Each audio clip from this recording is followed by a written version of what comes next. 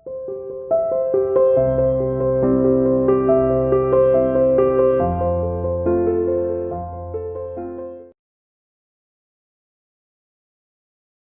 students, welcome to CR International School online classes. Dear students, today we discuss lesson number 16, depreciation part number first. आज हम इस lesson में theoretical parts के बारे में पढ़ेंगे कि डेप्रीशिएशन क्या होता है। देखिए, डेप्रीशिएशन को हिंदी में हम घिसावट कहते हैं। तो डेप्रीशिएट क्या होता है डियर स्टूडेंट, सुनिए पहले बेसिकली मीनिंग क्या है डेप्रीशिएशन। देखिए, हम जब बिजनेस करते हैं तो some such assets are fixed in nature and some are the current nature. कुछ स्थायी होती हैं, कुछ हम कह सकते हैं अस्थायी होती हैं, जिसका लाइफ टाइम 1 साल का होता है, जिसे हम करंट एसेट्स के नाम देते हैं, और फिक्स्ड एसेट्स जिनकी लाइफ टाइम बहुत लंबी होती है। देखिए, without a fixed assets you can not do any business. First of all देखिए, हमें फॉर एग्जांपल सच एसेट्स कौन सी होती है, जैसे लैंड एंड बिल्डिंग होती है, प्लांट एंड मशीनरी होती है, आपका फर्नीचर होता है, कंप्यूटर होता है। This life is the may B that is the not for 1 year. तो हम उसको कहते हैं वो कैसी नेचर की है, वो हमारी फिक्स्ड नेचर की होती है। तो वो हमने बताई आपकी, वो बिल्डिंग हो सकती है, प्लांट मशीनरी हो सकती है, आपकी मोटर कार हो सकती है, कोई भी फर्नीचर हो सकते हैं, office equipment etcetera as well as. अब हमने एक मीनिंग पढ़ा कि जैसे जैसे जब इसको यूज़ करेंगे तो उसकी जो वैल्यू होती है उसमें जो कमी आती है उसे ही डेप्रीशिएशन कहते हैं। घिसावट, जब हम इनको यूज़ करेंगे तो घिसावट तो होती है। घिसावट का मतलब होता है जो उनकी वैल्यू है, कीमत है, उसमें जो कमी आना होता है उसे हम डेप्रीशिएशन कहते हैं। इसकी डेफिनेशंस R.N. कार्टर ने क्या डेफिनेशन दी है। R.N. कार्टर कहता है depreciation is the gradual and depreciation is the gradual and permanent decrease,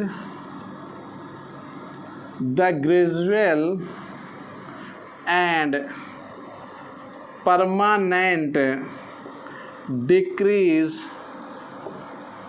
the value of an assets due to assets from any cause।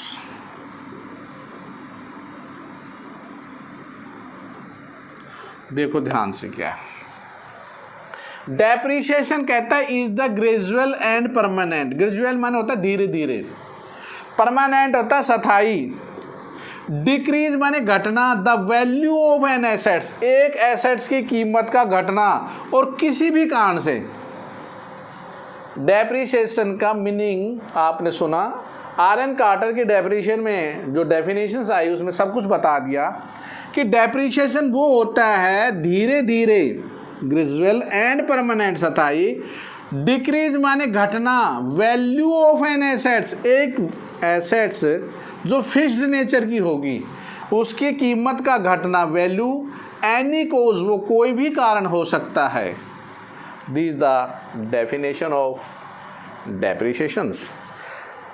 अब हम इसके जो थ्योरेटिकल में हो 3 से 4, देखिए कई पॉइंट दे रखे हैं, हम 3 से 4 पॉइंटों में ज़्यादा डिस्कशन नहीं करेंगे। हम केवल फीचर्स वगैरह जो भी आ रहे हैं वो 2-3-4 बातें जो मेन है वो मैं आपको बताने जा रहा हूँ। 4 बातें कौन कौन सी है देखिए ध्यान से, केवल 4 पॉइंटों के बारे में डिस्कशन करेंगे, हर पॉइंट के बारे में। सबसे पहले depreciation is the decline in the value of fixed assets. Decline का मतलब कीमत का कम होना। तो सबसे पहला पॉइंट है डिक्लाइन, वैल्यू ऑफ एसेट्स। लेकिन ध्यान रखना, लैंड में कोई भी घिसावट नहीं थी भूमि में, except the land. Second, the fall is permanent nature, जो वैल्यू गिरेगी ना वो परमानेंट नेचर है। आपने डेफिनेशन में पढ़ा ये बात, तो gradual and permanent decrease the value. Okay, depreciation के बारे में आपने दूसरा पॉइंट में, डेप्रिसिएशन इज अ ग्रेजुअल, धीरे धीरे की, एकदम नहीं घटेगी डेप्रिसिएशन में। डेप्रिसिएशन जो वैल्यू ऑफ एसेट्स होगी वो धीरे धीरे उसके मूल्य में कमी होती है, उसे हम डेप्रिसिएशन के नाम से जानते हैं। It decrease only the book value of assets, और जो डिक्रीज होगी वो केवल उसकी बुक वैल्यू होगी डियर स्टूडेंट्स, ना कि उसकी मार्केट वैल्यू। देखो ये 3 वर्ड डेफिनेशन में भी आए थे, डिक्लाइन को छोड़कर। परमानेंट नेचर आया था, परमानेंट वर्ड, ग्रेजुअल भी आया था, आपने डेफिनेशन में पढ़ा ही था। Depreciation just like the gradual and the permanent decrease the may be value of, में कोई भी decrease the value of an assets by any causes. तो fall the market permanent nature है, ग्रेजुअल है, और डिक्रीज द बुक वैल्यू। देखिए book value का मतलब होता है, जैसे मैंने एक मशीनरी 5 लाख की खरीदी, 5 लाख में घटकर जैसे डेप्रिसिएशन वो 4.5 लाख की हुई, फिर उसके बाद 4 लाख की हुई, उसे कहते हैं बुक वैल्यू। मार्केट वैल्यू कुछ भी हो सकती है, 5 लाख की 50 लाख भी हो सकती है, 5 लाख की 3 लाख भी हो सकती है, तो मार्केट वैल्यू में कमी नहीं हो रही है, हम कहते हैं उसकी बुक वैल्यू में जो कमी होती है वो डेप्रिसिएशन। तो these are the some features, केवल आपने 4 ही फीचर्स लिखनी है। अब हम चलते हैं व्हाट इज द कॉजेज, आखिर डेप्रिसिएशन क्यों होता, क्या कारण है डेप्रिसिएशन होने का। Depreciation bye constant use, bye constant use. देखिए जब हम किसी भी एसेट्स को यूज करेंगे, ये तो सीधी सी बात है कि आप कोई भी एसेट जब यूज करते हैं तो एक वर्ड आ रहा है वियर एंड टियर, टूटती फूटती रहती भाई। जिस एसेट्स को आप यूज़ करेंगे, बार बार यूज़ करेंगे, तो उसके मूल्य में जो कीमत कम होने, वो टूटने फूटने से उसकी कीमत होती है, बुक वैल्यू वो गिरती है, क्योंकि आप अपना जो रिजल्ट निकालना चाहते हैं तो इसका मतलब वो उसकी वैल्यू होती है, वो रिडक्शन हो जाती है। नंबर 2 है बाय एक्सपायरी ऑफ टाइम। आपने देखा भी होगा हर एसेट्स का एक एक्सपायरी टाइम होता है। जैसे आपने एक एसेट्स आज खरीदी, उसको कहा कि 15 साल तक ही यूज में आएगी, तो वो एक्सपायरी टाइम होने की वजह से ही तो डेप्रिशिएट हो रही है, उसके मूल्य घट रहे हैं। तो एक्सपायरी का एक पर्टिकुलर टाइम होता है, जो एसेट्स डिक्रीज होती है वो टाइम के अकॉर्डिंग चलती है। The time may be passing by expiry of legal rights. ये क्या है सुनो, expiry of the legal rights क्या है लीगल, तो सुनो, हमने एक भूमि लीज पर ले ली, सुनना, लीज पे हमने ली 5 लाख रुपए में, और 5 लाख हमने 20 साल तक उसको, उस भूमि को, तो देखिए हर साल 25,000 रुपये हम उसको वैल्यू डिक्रीज करते चल जाएंगे। एक दिन 20 साल हो जाएगा तो इज इक्वल टू 0 पे आके खड़ी हो जाएगी। इसे कहते हैं by expiry of the legals reasons as well the जो राइट्स है वो लीगल राइट्स है कानूनी दृष्टिकोण से। आपने 20 साल के लिए पट्टे पे ली थी वो भूमि, 5 लाख उस व्यक्ति को दे दिए, हर साल 25,000 उसका बनता है, 5 लाख में से 25,000 घटा देंगे, 4,75, फिर 4,50, फिर 4,25, फिर 4 लाख, ऐसे 20 वर्षों में जाकर इज इक्वल टू 0 पे आएगी। इसे कहते हैं expiry and the legal rights are here. Next एक पॉइंट और देख लीजिए क्या कोजेज हैं। देखिए कोजेज है बाई एक्सीडेंट। एक्सीडेंट में जब एक्सीडेंट कैसे होता है, एक्सीडेंट देखो, फायर, अर्थक्वेक, आग लग जाए, भूकंप आ जाए, या किसी कारण से भी हमारी जो एसेट्स का नुकसान होता है, फ्लड आ जाती है, ये रीजन होते हैं जिसमें प्रकृति नेचर की वजह से by accident of the nature, fire, earthquake and flood etcetera, तो यहाँ 4 बातें बताई। What is the causes of depreciation bye constant use. देखो हम जब यूज करेंगे वियर एंड टियर टूटे फूटेगी। एक्सपायरी टाइम, जैसे जैसे टाइम बीतता जाएगा कीमत उसकी बुक वैल्यू घटती जाती है।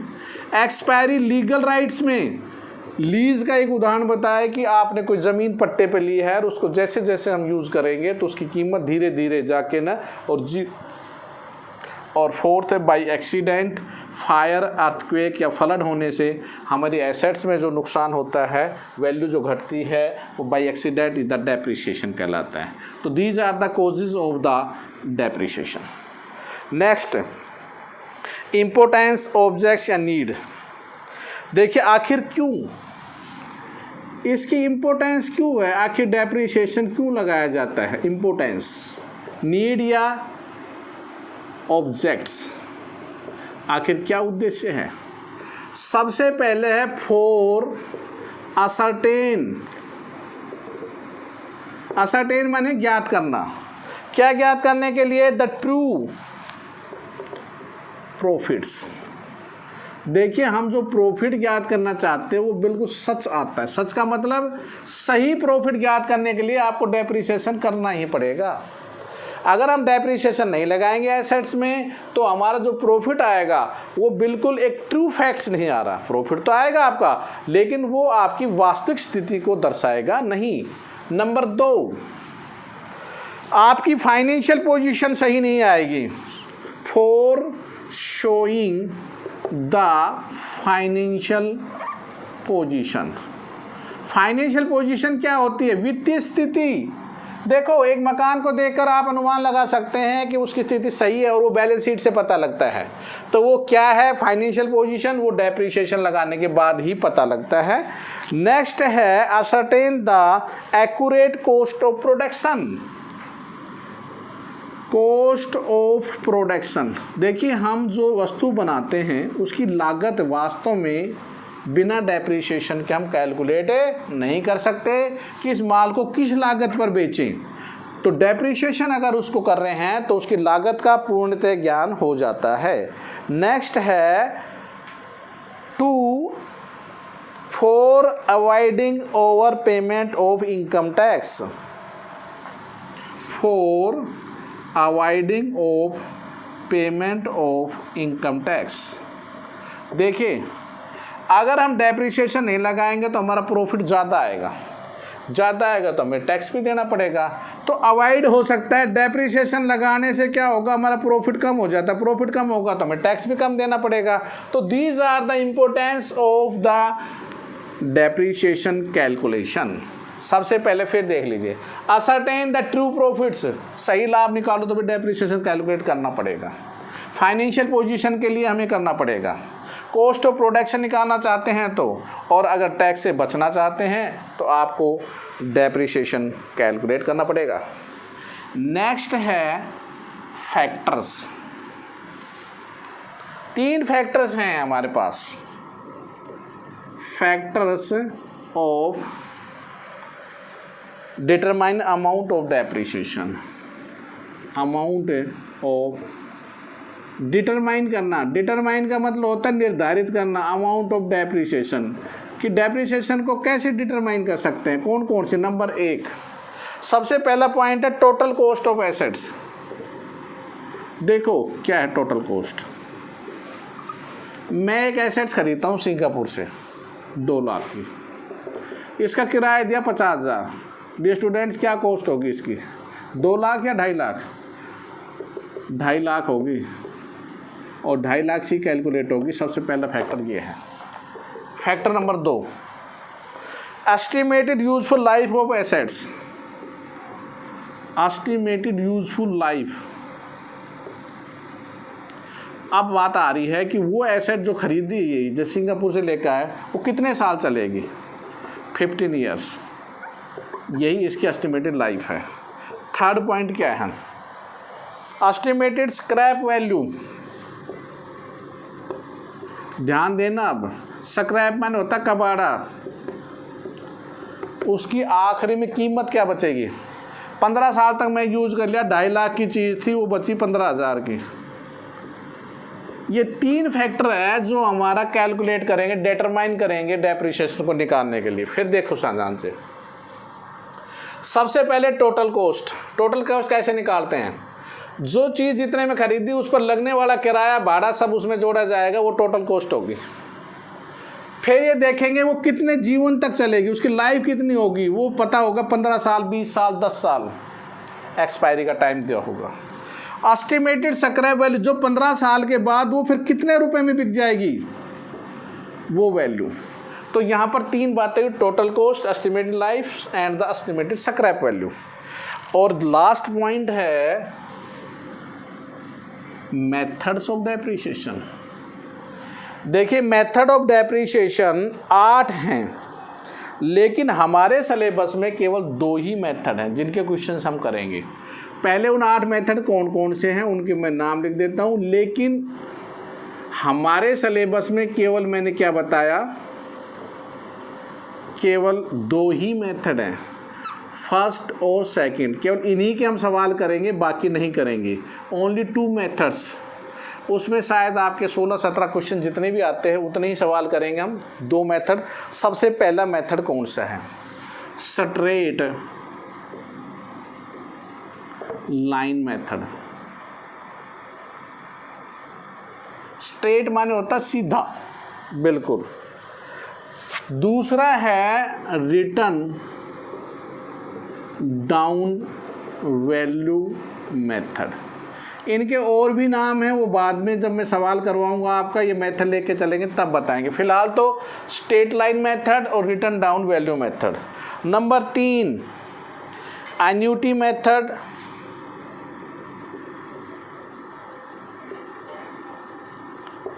Next depreciation fund method.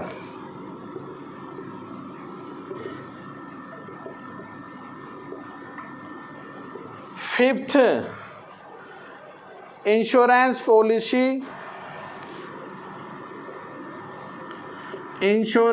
Policy method. Revaluation method.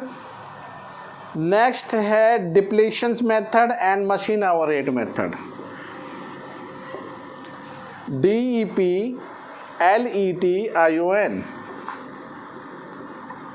And machine hour rate method. तो देखो एक बार फिर सुनो ध्यान से। Such are 8 methods are here. Straight line method, return down value method, annuity method, depreciation fund method, insurance policy, revaluation method, depletion method and machine hour rate method। ये हमारे syllabus में नहीं है। केवल 2 ही मेथड हैं जिसके क्वेश्चंस हम करेंगे कल से। सबसे पहला मेथड है स्ट्रेट लाइन मेथड, दूसरा है written down value method. Okay students, इन 2 के बारे में केवल अब आपने क्या करना है, अपनी फेयर नोटबुक में जितनी भी थ्योरेटिकल पार्ट्स मैंने करवाया है वो आपने अपने होमवर्क में करना है।